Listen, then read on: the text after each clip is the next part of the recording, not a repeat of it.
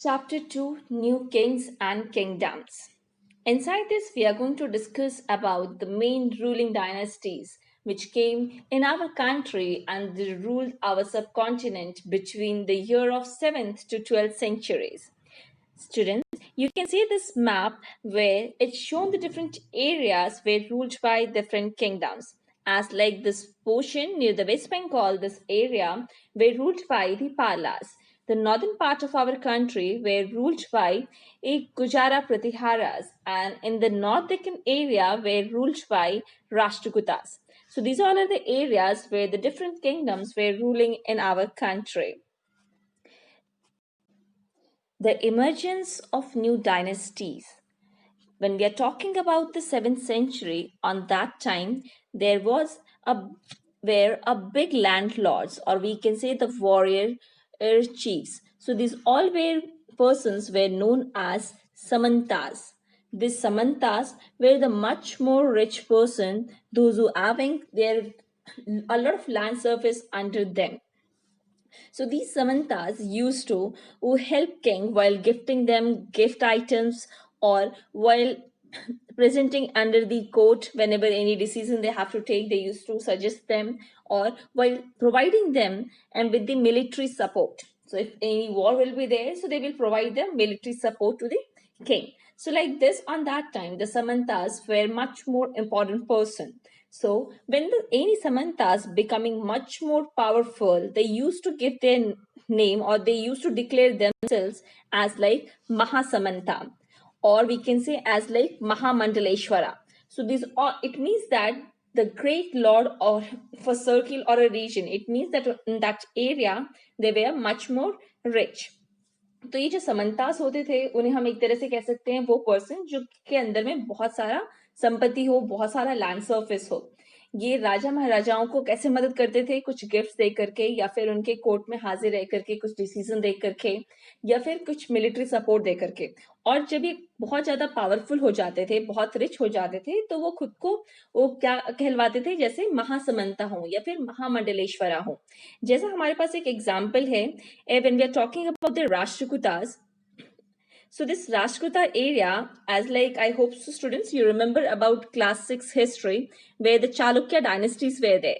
So under this Chalukya dynasty, that person, he was a great Samantas. His name was Danti Durga. So this Danti Durga, he was a great Samantas, he was much more rich on that time. So under this Chalukya dynasty, after becoming much more richer, he became the king of that area of Rashtrakutas area. So when he became the king of that area, but by birth he was not any Kshatriya.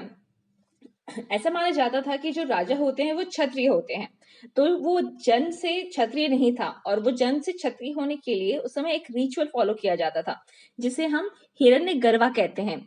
तो ये हिरण्यगर्वा का जो ritual था वो इसने करके खुद को वहां का राजा घोषित किया. इट मीन्स कि अगर कोई बाई बर्थ नहीं है तो वो इस तरह का रिचुअल करके बाई बर्थ क्षत्रिय बन सकता है. मीन्स ऐसा कहा जाता है कि उसका फिर से बर्थ हुआ, उसका फिर से जन्म हुआ क्षत्रिय में और फिर वो वहां का राजा बनता है.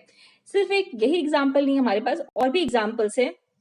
जैसे हम बात करें ये डिफरेंट एरियाज में, जैसे कंडबा में या फिर गुजारा प्रतिहारा में, इन सारे एरियाज में भी जो किंग बने वो सारे के सारे ब्राह्मण्स थे और ये लोग बहुत बड़े वॉरियर थे, मतलब बहुत अच्छा इनका मिलिट्री स्किल बहुत अच्छा था. तो इन लोगों ने जब वो राजा बने तो उन लोगों ने क्या किया, वो कहाँ के राजा बने, जैसे हम बात कर रहे हैं कडम्बा वाले एरिया की, तो वहां का जो राजा बना वो मयूर श्रमण बना. दूसरा गुजारा प्रतिहार का जो राजा बना वो हरिश्चंद्र बना. तो ये सारे जो थे वो ट्रेडिशनल प्रोफेशंस करके वहां के किंग बने. When we're talking about the next topic, that is administration in the kingdoms. On that time, king always show that how much great they are, how much big they are, or how much powerful they are. So they used like they having the different names were given by them to the king to show that how much great they are, as like Maharaja Adhiraj. सो ये जो महाराजा अधिराज जो नाम दिया गया वो ये दिखाने के लिए दिया गया, इसका मतलब था कि वो ग्रेट किंग है या फिर ओवरलॉर्ड ऑफ द किंग्स, सबसे बड़ा राजा है. इसके अलावा कहा जाता था त्रिभुवन. Tribhuvan Chakravartin. It means that Lord of the Three Worlds. तो इस तरह से लोगों ने शो किया कि वो राजा को डिफरेंट डिफरेंट नेम देकर के दैट हाउ मच पावरफुल और how much great they are. But really, when we will see that how much powerful they were, so they need the help of these all samantas. उन राजाओं को इन samantas की जरूरत बहुत थी, एक क्योंकि उनको associations of peasants, traders and Brahmanas जो कि मिलकर के सपोर्ट करते थे किसी भी किंगडम को चलाने के लिए. अगर वो लोग सपोर्ट नहीं करेंगे तो it was much more difficult for the king to expand their area or to become show how much powerful they are. क्योंकि राजा को जितने भी पैसे मिलते थे वो वहां से टैक्स लेकर के, रेंट लेकर के इन लोगों से पैसे मिलते थे और वो उससे ही शो कर पाता था कि वो कितना रिच है. और अपने आप को रिच और बहुत बड़ा शो करने के लिए, बहुत सारे नए टेम्पल्स बनाने के लिए या फिर और एरिया को ऑक्युपाई करने के लिए, अपने सिपाहियों को पैसे देने के लिए उसे पैसों की जरूरत थी. और उस सब पैसे जो थे वो राजा के पास कहाँ से आते थे? तो वहां पे जो काम करते थे लोग, वो लोग टैक्स पे करते थे और इस प्रकार राजा को वहां से पैसे मिलते थे. जैसे किस तरह के काम करते थे? जो लोग पीजेंट्स थे, कैटल कीपर्स थे, आर्टिशियंस थे, तो ये सब एक तरह से टैक्स पे करते थे राजा को और जिससे राजा वहां पे शो कर पाता था how much rich he is. And these money were used by the king to show to establish their areas for establishing the temples, for establishing the forts, for establishing or for the fighting. This इन सब के लिए राजा जो है उन पैसों का use करता था.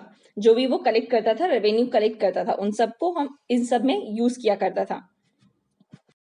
और ये जो रेवेन्यू कलेक्ट करने का, टैक्स कलेक्ट करने का जो काम था वो मेनली उनके जो इन्फ्लुएंशियल फैमिलीज थे या फिर जो मेन राजा हुआ करते थे उनके फैमिली मेंबर्स ही हेरिडिटरी जो था, मतलब राजा के फैमिली मेंबर्स ही किया करते थे. तो इस तरह से ये सिस्टम जो था वो चला आ रहा था शुरू से. Precious thieves and land grants. On that time, this precious thieves, under this, a lot of information were given and about the king. वहाँ का जो राजा है वो कितने सारे काम, कितने अच्छे काम कर रहा है, वो सब कुछ इसके अंतर्गत मेंशन किया जाता था, जिसे प्रशस्तिस कहते हैं. और जो राजा हुआ करते थे वो कई सारे जो लैंड सर्फेस थे वो गिफ्ट किया करते थे ब्राह्मण्स को. तो ये सब भी उसके अंतर्गत मेंशन किया जाता था, जिसमें लैंड ग्रांट्स, जितने भी लैंड एरिया उन्होंने ब्राह्मण्स को दिए हैं, तो वो सारी चीजें इसमें मेंशन की जाती थी, which you can see inside this map, inside this diagram. So this diagram we are showing about the प्रशस्तिस, जो different प्रशस्तिस, मतलब जितने राजा की जितने भी अच्छे काम किए गए, उन्होंने जितना भी दान दिया है ब्राह्मण्स को, वो सब कुछ इसमें रिकॉर्ड रहता था, जो कि एक कॉपर प्लेट्स था, उसके अंतर्गत हर चीज इसमें रिकॉर्ड की जाती थी, मतलब लिखा जाता था, ये रिकॉर्ड रखा जाता था. 12th सेंचुरी में जो मेन ऑथर था जो कि कलाना था, उसने भी एक कश्मीर एरिया में जो किंग था उसके ऊपर एक बहुत बड़ा जो डॉक्यूमेंट्स था वो उसने लिखा, जिसमें उसने हर चीज मेंशन की उस राजा के बारे में, उसके जितने भी पॉलिसीज थे, जितने भी अच्छे काम थे, जितने भी इंपॉर्टेंट काम थे और जितने भी गलत काम थे, वो सब कुछ उसने इसके अंतर्गत मेंशन किया. Next topic is warfare for wealth. अभी तक हमने देखा कि जितने भी राजा थे वो अपने एरिया को और बढ़ाना चाह रहे थे. उसी में सबसे एक इम्पॉर्टेंट प्लेस आता है जो कि कन्नौज प्लेस है, जो कि मेन गंगा वैली में सिचुएटेड था. और ये जो एरिया था वो बहुत ही फर्टाइल लैंड सर्फेस था, जिसके लिए मेनली जो 3 किंगडम्स थे वो आपस में लड़ते हैं. जैसे मेन जो एरिया था वो गजारा प्रतिहारास जो नॉर्दर्न पार्ट में था. नेक्स्ट राष्ट्रकूटास जो कि मेन दक्कन पार्ट में था, नॉर्थ दक्कन एरियाज में था, और जो पालास जो कि वेस्ट बंगाल एरिया में था. तो ये जो तीनों डायनेस्टीज थे वो आपस में, ये 3 पार्टीज जो थे वो आपस में लड़ते हैं, जिसे ट्रिपटाइल स्ट्रगल कहा जाता है. When we will see the another point as like the another topic to show them that how much rich they are, this kingdom, they used to make the buildings or the large temples, their palaces. तो ये सब बना करके वो लोग show करते हैं कि वो कितने बड़े हैं, जितना बड़ा उनका एरिया होगा, जितने सारे नए टेम्पल्स वो लोग बनाएंगे या फिर नए पैलेसेस बनाएंगे, तो इससे वो अपने रिचनेस को शो करते हैं. और इन्हीं सब के कारण अगर हम देखें तो एक बेस्ट एग्जाम्पल था, one of the best known of such rulers of सुल्तान, उसका नाम था मोहम्मद ऑफ गजनी. ये गजनी वाले एरिया से आया था, जो कि अफगानिस्तान में है, जिसे मोहम्मद ऑफ गजनी कहते हैं. He ruled from 997 to 1030. He extended control over the parts of Central Asia. Mainly this king, he want to become much more richer, and that's the reason that he attacked an India for several times, and he just tried to becoming much more richer. For that, ये जो Mohammad of Ghazni है उसने भारत पे 17 बार आक्रमण किया, और ये जो था वो बहुत बड़ा रिच बनना चाहता था पूरे विश्व में, जिसके लिए उसने जब सुना कि भारत में बहुत सारी संपत्ति है तो वो भारत में आकर के यहाँ के कई सारे मंदिरों को उसने लूटा, जिसमें सबसे बड़ा एग्जाम्पल है गुजरात का जो कि सोमनाथ टेम्पल है, जिसको उसने लूटा। नॉट ओनली दिस एरिया, ही वो 17 बार भारत में आया और वहां से ये बहुत सारे हीरे जवाहरात जो एरिया जितना वो उससे हो पाता था वो उतना लूट करके भारत से लेकर गया, जिसके लिए इंपॉर्टेंट मेन एग्जाम्पल है जिस मोहम्मद ऑफ गजनी। इसके अलावा अगर हम दूसरा बात करें, जो कि वो अपने बारे में मेन जो मोहम्मद ऑफ गजनी था वो लिखना चाहता था, जिसके बारे में अल बिरूनी ने अपने बुक में लिखा है। उसकी जो बुक है वो है किताब अल हिंद, जिसमें मोहम्मद ऑफ गजनी के बारे में इंफॉर्मेशन दी गई है कि कितनी बार वो आया और किस तरह से भारत को वो कई सारी चीजें भारत से वो लेकर के ये वापस गया है। इसके अलावा एक और जो किंग थे वो उनका नाम चौहामनास था, बाद में उन्हें चौहान्स भी कहा जाने लगा। मेनली जो एरियाज था वो दिल्ली अजमेर का वो इनके अंडर कंट्रोल में था, और इन्होंने भी कई सारे वॉर किए हैं, जिसमें जो मेन लड़ाई जो कहा जाता है वो इनका जो था वो मोहम्मद गौरी से था। ये भी अफगानिस्तान से आया था भारत के काफी सारे एरिया को लूटने के लिए। ये जो कि पहले लड़ाई में उनको हरा दिया था चौहान ने, बट दूसरी बार जब लड़ाई हुई तो उसमें वो हार गया in the year of 1192। Till here the topic is next. This is about the Chola dynasty. So students, you can see this map. Under this area we're shown about the Cholas dynasty in the southern part of our country.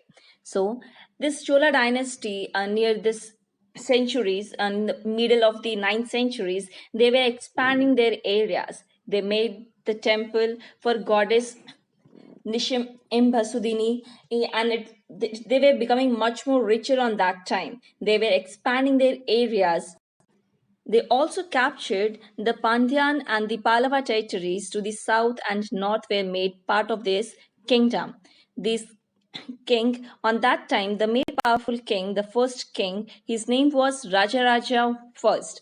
So he was considered the most powerful Chola ruler, became king in the year of 985 and expanded control over the most of these areas.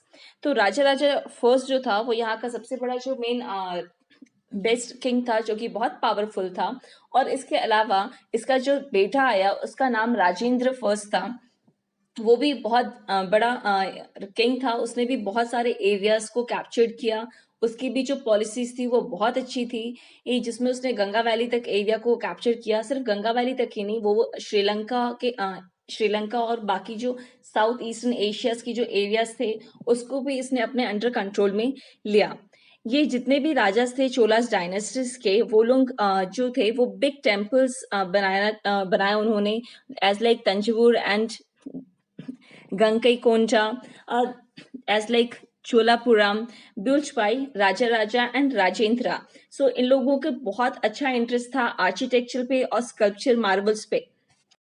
ये area इतना ज्यादा develop कर रहा था architecture में कि उसके आसपास रहने वाले जितने भी आर्टिशियंस थे, जितने भी ये मेन स्कल्पचर्स थे या फिर मेन जो स्पेशलिस्ट थे, वर्कर्स थे, वो सारे के सारे लोग इसके आसपास आकर के इस एरिया में रहने लगे।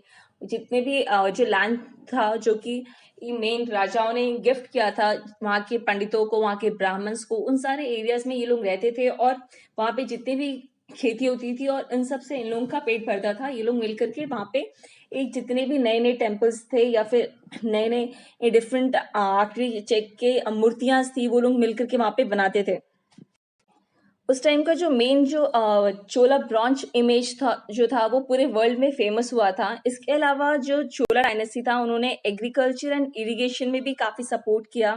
उन्होंने एग्रीकल्चर को बहुत बढ़ाया, जितने भी इरिगेशन थे नए नए चैनल्स खोले जिससे बे ऑफ बंगाल से बाकी एरियाज में भी पानी फ्लो हो सके और लोग वहाँ पे आसानी से एग्रीकल्चर कर सके।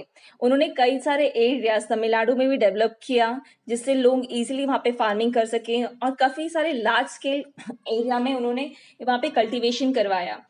इन दिस डेल्टा रीजन एम्बैंकमेंट्स, उन्होंने कई सारे एम्बैंकमेंट्स बनाए जिससे आसपास के एरिया में बाढ़ ना आ पाए और इजीली लोगों को वहाँ पे एग्रीकल्चर करने में आसानी हो.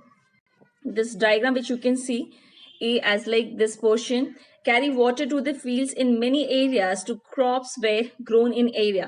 तो जितने भी areas में crops grow होते थे तो उन सारे areas में वो भेजा करते थे. 9th century is great in Tamil Nadu. इसके अलावा इन लोगों ने जो डायग्राम है वो तमिलनाडु एरिया का है जिसमें उन्होंने वाटर को आउटफ्लो होने से बचाया और water from a tank into the channels, तो डिफरेंट डिफरेंट चैनल्स में लेकर के जहां जहां पानी की जरूरत थी वहां वहां उन लोगों ने पानी को पहुंचाया. उस समय वो लोग इतना डेवलप थे कि उन्होंने रेन वाटर हार्वेस्टिंग को अपनाया और जितने भी सुविधाएं वो दे सकते थे एग्रीकल्चर के लिए उससे ज्यादा बढ़ चढ़ के उन्होंने वहां पे प्लानिंग की और उनको मेंटेन किया. Next is the administration of the empire. ये जो पोर्शन था उन लोगों ने वहां की जो एडमिनिस्ट्रेशन थे उसको दो भागों में बांटा था. एक जो था जिसमें डिफरेंट डिफरेंट नेम यूज किए गए हैं as like the first name is your जो होते थे वो सेटलमेंट्स जो लोग वहां पे करते थे, ये मेनली वहां के जो पीजेंट्स थे उन्हें उर कहा जाता था. Next the people those mainly Cholas का जो एडमिनिस्ट्रेशन था उसे हम दो भागों में बांट सकते हैं. एक जो था वो लोकल लेवल ब्राह्मण विलेज असेंबली था जिसे हम सभा कहते थे. उसमें जितने भी ब्राह्मण वाले एरियाज के जो लोग थे लोकल एरियाज के वो आकर रहते थे बैठते थे उस सभा में. दूसरा जो होता था वो नॉन ब्राह्मणिकल असेंबली होता था जिसको हम नाडू कहते हैं. जो लोग ब्राह्मण नहीं थे वो लोग इसमें आकर के डिस्कशंस करते थे. इसके अलावा लोकल पीसेंट्स असेंबली भी होता था जिसे उर कहा जाता है. जो लोग वहाँ के आसपास के जो फार्मर्स हुआ करते थे उन लोगों को उर कहा जाता है. जो इसके अलावा जो डिफरेंट नेम्स यूज किया गया है like perform many administration functions, वहाँ पे कई सारे डिफरेंट एडमिनिस्ट्रेशन फंक्शंस किए जाते थे जिससे लोगों के जितने भी ये समस्याएं होती थी प्रॉब्लम्स होता था उनको सॉल्व किया जाता था. Thank you.